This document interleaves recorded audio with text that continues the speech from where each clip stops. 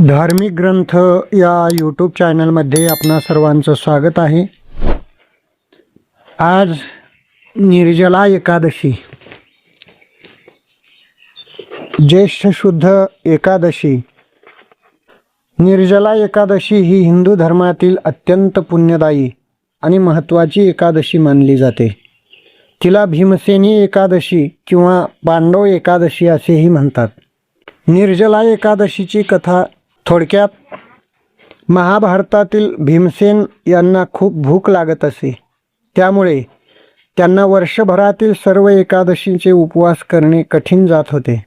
त्यांनी व्यासमुनी यांना यावर उपाय विचारला, तेव्हा व्यासमुनींनी सांगितले की ज्येष्ठ शुक्ल पक्षातील निर्जला एकादशीचे व्रत श्रद्धेने केल्यास वर्षभरातील सर्व 24 एकादशींचे पुण्य प्राप्त होते।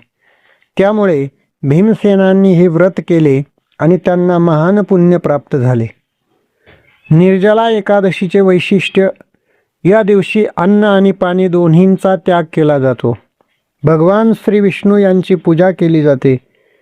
विष्णू सहस्रनाम, भगवद्गीता आणि हरिनाम जपाचे विशेष महत्त्व आहे। दान, तर्पण आणि सत्कर्म केल्याने अक्षय पुण्याची प्राप्ती होते। सर्व एकादशी व्रताचे पुण्य प्राप्त होते। पापांचा क्षय होतो, पितरांना तृप्ती मिळते, विष्णुलोक प्राप्तीचे पुण्य मिळते असे शास्त्रात वर्णन आहे। जीवनात सुख, शांती आणि आध्यात्मिक उन्नती होते।